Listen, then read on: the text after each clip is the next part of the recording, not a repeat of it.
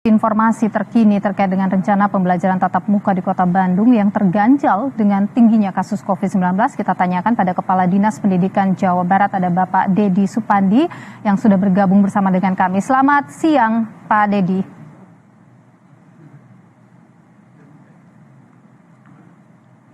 Pak Dedi, selamat siang.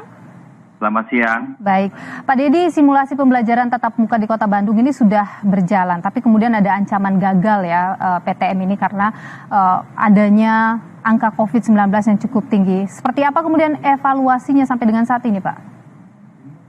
Pembelajaran tatap muka yang kita lakukan sebagai evaluasi kita namakan PTM terbatas dengan adaptasi kebiasaan baru. Makanya berawal dari seluruh satuan pendidikan atau pihak sekolah wajib menyediakan sarana keduanya, baik sarana PTM maupun sarana untuk PJJ. Dan kondisinya apakah seorang anak atau siswa ini PTM atau PJJ, orang tua diberikan pilihan bagi anak-anaknya apakah bisa melaksanakan PTM ataupun PJJ. Nah, kaitan dengan kebijakan pemerintah daerah, baik itu pemerintah daerah kabupaten, pemerintah daerah kota ataupun pemerintah daerah provinsi, bahkan pemerintah pusat ataupun nasional, jika ada hal-hal tertentu kebijakan yang sifatnya membuka PPKM misalnya atau PSBB, ya tentu sekolah akan ikut dengan kebijakan itu sampai dengan batas waktu yang ditentukan di dalam kebijakan pemerintah daerah.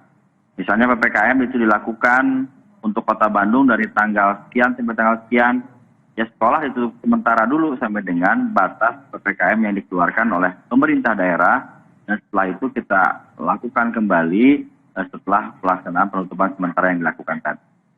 Pak Dedi, ini kan sudah sempat berlangsung simulasinya. Apa yang dievaluasi dari simulasi ini, Pak? Adakah yang kemudian perlu menjadi perhatian nantinya? Selama evaluasi, biasanya yang kita lakukan dalam simulasi adalah bagaimana pada saat siswa ini hadir, dipersiapkan sarana protokol kesehatannya, mereka masuk ruang kelas yang tadinya ruang kelas berisi satu kelas 36 orang, sehingga hanya berisi di sekitar 12 orang. Terus setelah itu simulasinya, berapa jam pembelajaran, termasuk juga kita sudah sampaikan bahwa tidak ada jam istirahat dan tidak ada kantin yang buka.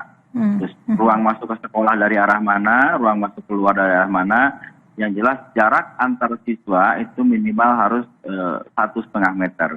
Dan nanti setelah siswa ini keluar, maka pihak sekolah harus melakukan penyemprotan disinfektan kembali terhadap ruangan-ruangan yang telah dipakai.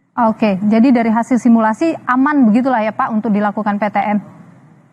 Kalau untuk dari hasil simulasi yang kita pantau, maka kita kan sampaikan pada pihak sekolah, PTM kita siapkan, PJJ pun juga disiapkan.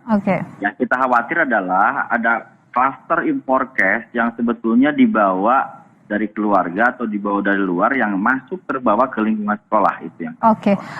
Pak, terkait dengan vaksinasi terhadap tenaga pengajar, kalau di wilayah Anda, di wilayah Jawa Barat ini, khususnya di Kota Bandung, apakah sudah sesuai target Pak untuk vaksinasi ini? Kapan rencananya akan rampung begitu seluruhnya? Khusus Kota Bandung sebetulnya sudah di atas 90 ya.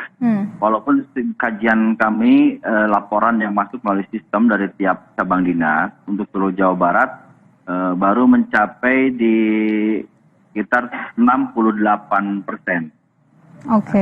Artinya masih ada berapa banyak yang belum divaksinasi, Pak?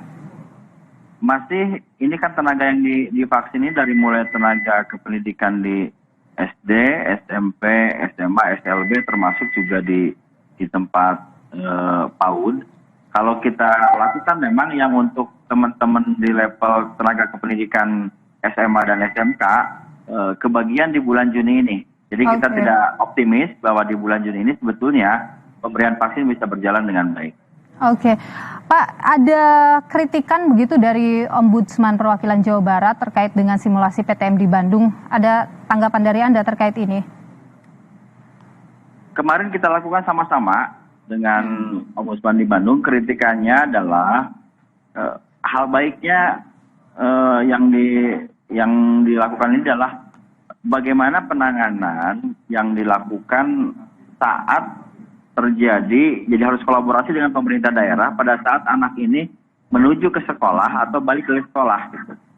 Jadi jangan sampai kita perketat di tingkat sekolah, tetapi komunikasi hubungan kolaborasi dengan pemerintah daerah, misalnya dengan Satpol PP, dengan Dishub, mereka keluar dari lingkungan sekolah, terus menjadi hal-hal baru yang tidak lagi terawasi oleh pemerintah daerah.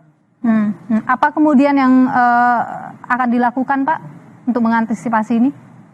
Sudah kita lakukan dalam forum diskusi, baik dengan Satpol PP, dengan Dishub, termasuk juga jelas ya dengan Dinas Kesehatan. Jadi memang dalam penanganannya dari mulai keberangkatan siswa sampai kepulangan siswa, termasuk juga itu adalah bagian yang harus kita berbagi tugas antara pemerintah daerah dan satuan pendidikan, termasuk juga dengan Dinas Pendidikan.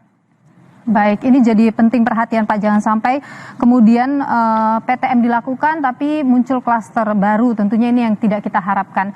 Mudah-mudahan bisa mengambil kebijakan dengan bijaksana begitu ya Pak Dedi. Ya, kita harapannya begini, mari kita bersama-sama kepada seluruh warga Jawa Barat untuk memastikan agar anak didik kita memperoleh hak belajarnya dengan aman dan sehat. Baik, terima kasih Pak Dedi Supandi, Kepala Dinas Pendidikan Jawa Barat sudah bergabung di Kompas Siang hari ini.